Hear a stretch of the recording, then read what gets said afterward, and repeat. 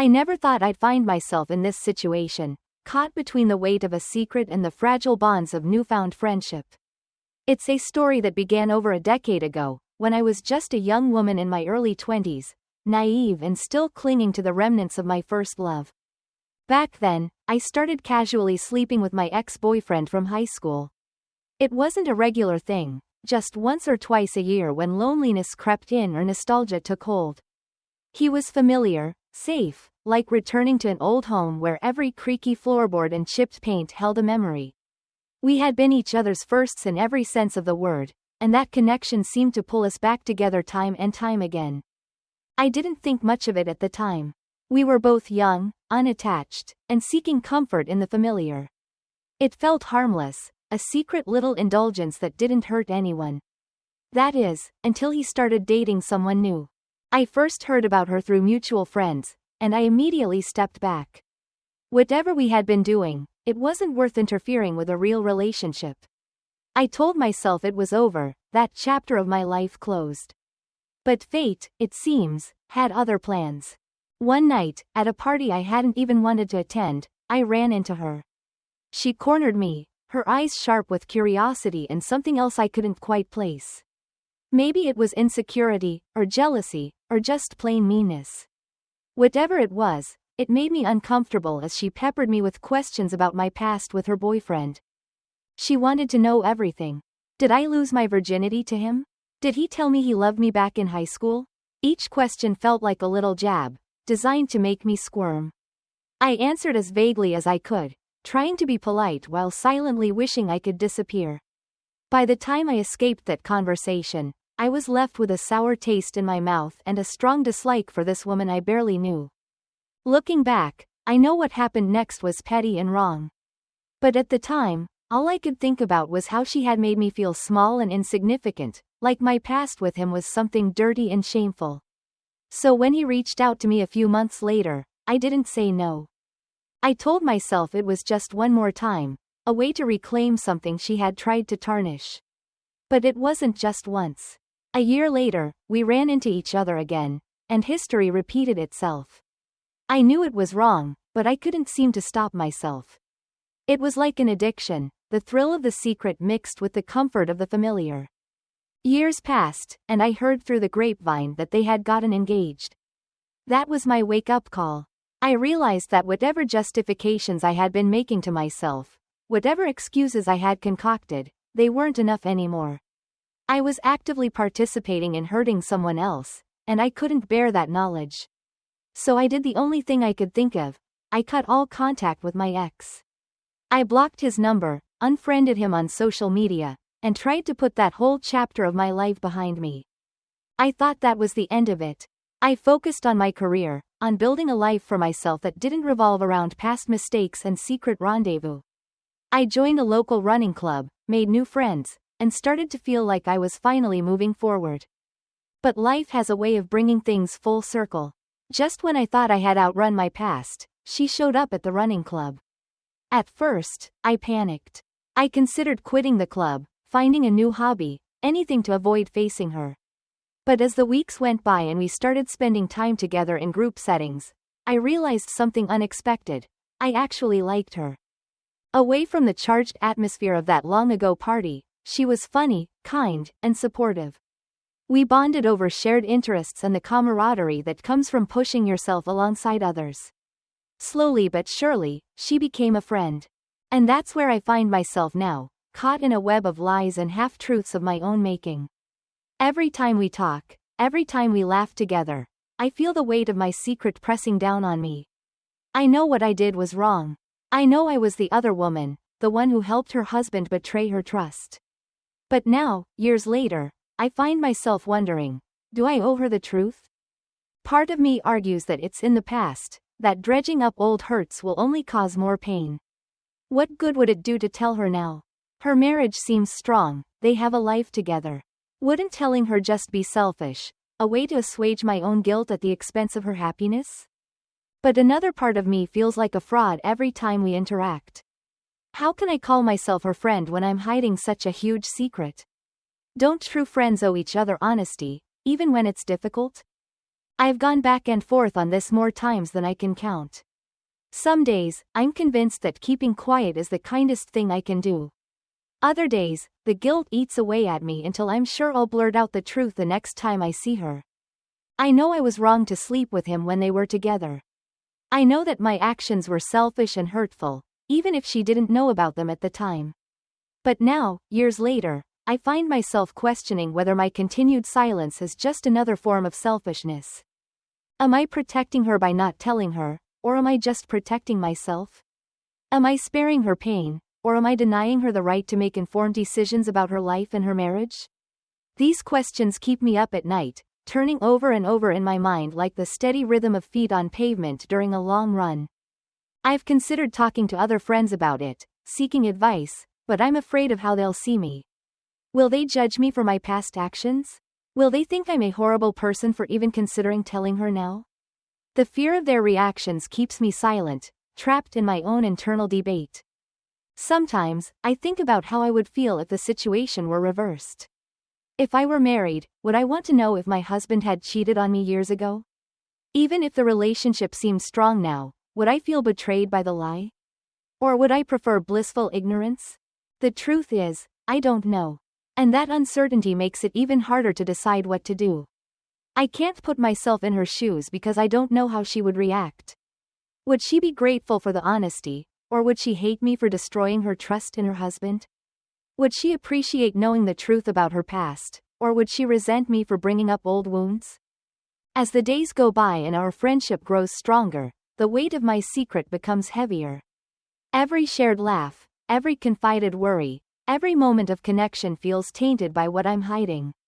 I find myself pulling away sometimes, making excuses to avoid spending time with her because the guilt becomes too much to bear. But then I see her at the next running meet, smiling and waving me over, and I'm drawn back in. I see the person she is now, strong, confident, kind, and I wonder how much of that is because of the life she's built with her husband. Who am I to potentially destroy that? Yet, even as I think that, another voice in my head argues that she deserves to know the full truth about her relationship. That by keeping this secret, I'm denying her agency, the ability to make fully informed choices about her life. I've considered anonymous letters, phone calls from blocked numbers, any way to get the information to her without revealing my own involvement. But each of these options feels cowardly, a way to ease my conscience without facing the consequences of my actions. The truth is, there's no easy answer. No matter what I do, someone gets hurt. If I tell her, I risk destroying her marriage and our friendship. If I don't, I continue living with this guilt and deny her the truth about her past. As I write this, I still don't know what I'm going to do.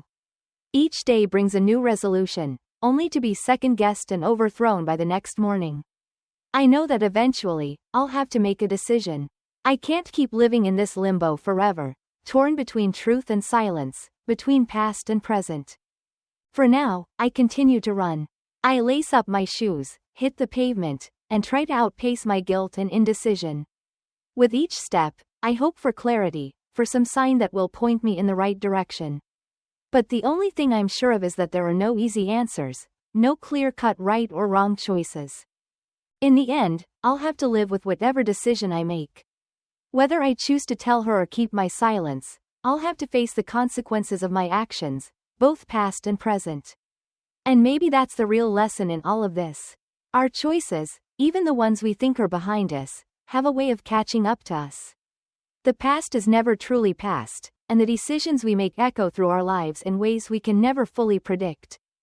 As I round the final bend of my usual running route, I see her in the distance, waving and calling out a greeting. For a moment, I consider turning back, avoiding this interaction that's become so fraught with hidden meaning. But instead, I raise my hand in return and jog towards her. Whatever happens next, whatever decision I ultimately make, I know that I can't keep running from this forever. Sooner or later, I'll have to face the truth, and the consequences that come with it. Life has a way of throwing curveballs, and I've certainly had my share. 8 years ago, my world shattered when I lost my wife and unborn son to a drunk driver. The pain was unbearable, and for a long time, I couldn't even function. I spent years in therapy, slowly putting the pieces of my life back together. A year after my wife's passing, I made the decision to have a vasectomy. It wasn't a spur-of-the-moment choice. I had given it a lot of thought and decided that fatherhood was no longer in my future. The idea of raising a child without my wife, of potentially experiencing that kind of loss again, was more than I could bear. 2 years ago, I met Melissa through her sister, who happens to be my coworker. From the very beginning, I was upfront about my past and my decision not to have children. I made it clear that I had undergone a vasectomy and had no intention of reversing it. Melissa seemed to understand and even shared that she had no interest in becoming a mother herself. We connected on many levels, and our relationship progressed quickly. 6 months ago, we decided to elope. Everything was going well until recently when Melissa's sister gave birth to twins. Don't get me wrong, I'm genuinely happy for her sister and her family. I've been doing my best to be a good uncle to the twins.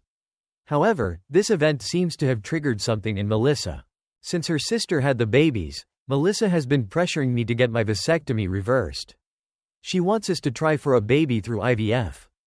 At first, I thought she was joking, but it quickly became clear that she was serious. I reminded her of our conversations before we got married, how I had been clear about not wanting to be a father. But she wouldn't listen. Melissa has been calling me selfish, saying that I made a stupid decision when I was grieving and that I should reconsider now that I'm in a better place emotionally. She's even suggested a compromise of having just one child instead of the two she apparently wants. I find it hard to understand how she can call it a compromise when it's so far from what I want and what we had agreed upon. What bothers me the most is her argument that because I had gotten my late wife pregnant, it's selfish of me not to give her a baby too. It feels like she's using my past against me, disregarding the trauma I went through and the careful decision I made afterward. I've tried to explain my feelings to her, to make her understand that this isn't about her or about denying her something. It's about my own emotional well-being and the life choices I've made. But she doesn't seem to hear me. She keeps calling me a jerk and insisting that I'm being unreasonable. The whole situation has left me feeling confused and hurt. I thought we were on the same page when we got married. I was honest from the start about not wanting children, and she said she felt the same way. Now, it feels like she's changed the rules of our relationship without consulting me. I can't help but wonder if she always wanted children and just went along with what I wanted in the beginning. Or maybe seeing her sister with the twins really did change her mind. Either way, I feel trapped. I love Melissa, but I also know that I don't want to be a father. The idea of reversing my vasectomy and going through IVF feels like a betrayal of the promise I made to myself after losing my wife and unborn child. I've been trying to be patient and understanding. I know that desires can change and that seeing her sister with babies might have awakened something in Melissa that she didn't know was there. But I also feel that my feelings and decisions should be respected. I made it clear from the beginning that fatherhood wasn't in my future, and I haven't changed my mind about that. The constant pressure from Melissa is starting to affect our relationship. What was once a loving and understanding partnership now feels strained and full of resentment. I find myself dreading conversations with her, worried that she'll bring up the baby topic again. It's creating a distance between us that I don't know how to bridge. I've suggested that we go to couples counseling to work through this issue. I think it might help to have a neutral third party to mediate our discussions and help us understand each other's perspectives. Melissa initially refused, saying that there's nothing to discuss, that I should just do what she wants. But after some persuasion, she's agreed to give it a try. I'm hopeful that counseling might help, but I'm also realistic. I know that this is a fundamental disagreement about our future, and I'm not sure if there's a way to resolve it that will make both of us happy. The thought of losing Melissa over this is painful, but so is the idea of becoming a father when I know in my heart that it's not what I want. As I reflect on this situation, I can't help but think about my late wife and the child we lost. I wonder what she would think of all this. Would she understand my decision not to have more children? Or would she, like Melissa, think I'm being selfish? It's a question I'll never have an answer to, and that adds another layer of complexity to my emotions. I've also been thinking a lot about the nature of compromise in relationships. I understand that successful partnerships often require give and take, but I'm not sure if this is something that can be compromised on. Having a child isn't like choosing where to go on vacation or what color to paint the living room. It's a lifelong commitment that would fundamentally change our lives and identities. Is it fair for either of us to compromise on something so significant? The more I think about it, the more I realize that this isn't just about having a baby. It's about trust, communication, and respecting each other's life choices. When Melissa and I got married, we made vows to support and understand each other. I feel like she's not honoring those vows by pressuring me to change such a fundamental part of who I am and what I want out of life. I've tried to put myself in Melissa's shoes, to understand why this sudden desire for children is so strong. I wonder if she's feeling pressure from her family now that her sister has kids. Or maybe she's worried about missing out on the experience of motherhood as she gets older. Whatever the reason, I wish she had been honest with me about these feelings earlier, before we got married. As the days go by, I find myself questioning everything about our relationship. Was I too quick to trust that we were on the same page about not wanting kids? Should I have pushed harder to make sure she really understood what my vasectomy meant for our future? I thought I was being clear and honest, but now I wonder if I could have done more to prevent this situation. The hardest part is feeling like I'm the bad guy in this scenario. Melissa's accusations of selfishness have started to get to me. Am I really being selfish by sticking to my decision? Is it wrong of me to prioritize my emotional well-being over her desire for children? These questions keep me up at night, turning over and over in my mind without any clear answers. I've started to notice a change in how our friends and family treat us too. Word has gotten out about our disagreement, and I can feel the judgment in some of their looks and comments. Some have sided with Melissa, telling me that I should get over my past and give her what she wants. Others have been more understanding of my position, but their support feels hollow in the face of Melissa's disappointment. As our first counseling session approaches, I find myself both hopeful and anxious. I want to believe that there's a way through this, that we can find a solution that respects both of our needs and desires. But I'm also afraid of what might happen if we can't. The thought of losing Melissa is painful, but so is the idea of giving in and having a child I don't truly want. I keep coming back to the moment when I decided to have the vasectomy. It wasn't a decision I made lightly. I remember sitting in the doctor's office, feeling the weight of my grief but also the certainty that this was the right choice for me. I thought about the future I had imagined with my late wife, the family we had planned to have, and how all of that had been ripped away in an instant. The vasectomy felt like a way to honor that loss, to close the door on a future that no longer existed. Now, Melissa is asking me to reopen that door, to step into a future I had decided wasn't for me. I understand her desire for children, but I can't shake the feeling that by asking me to reverse the vasectomy, she's asking me to erase a part of my past, to pretend that the loss I experienced didn't shape me in fundamental ways. As I prepare for our counseling session, I try to gather my thoughts and feelings. I want to be able to express myself clearly, to make Melissa understand that this isn't about her, or about not loving her enough to have a child with her. It's about staying true to myself and the decisions I've made. It's about honoring my past while also protecting my emotional well-being in the present and future. I hope that through counseling, Melissa and I can find a way to understand each other better. Maybe we can find a compromise that doesn't involve having children. Perhaps we could be more involved in the lives of her sister's twins, or look into volunteering with kids in some capacity. But I also know that I need to be prepared for the possibility that this might be an irreconcilable difference between us. As I sit here, reflecting on all of this, I can't help but feel a deep sadness. I love Melissa, and I thought we had a future together. But I also know that I can't compromise on something as significant as having a child. It wouldn't be fair to me, to Melissa, or to the potential child. I have to stay true to myself and my decisions, even if it means losing someone I care about deeply. I don't think I'm an asshole for not wanting to reverse my vasectomy. I think I'm someone who knows himself, who has been through a traumatic loss, and who has made careful decisions about what he wants out of life. I just hope that through counseling, Melissa can come to understand and respect that, even if she doesn't agree with it. As I finish writing this, I realize that regardless of what happens with Melissa, I need to stay true to myself. My decision not to have children is a part of who I am, shaped by my experiences and careful consideration. While the road ahead may be difficult, I know that compromising on such a fundamental issue would only lead to resentment and unhappiness in the long run.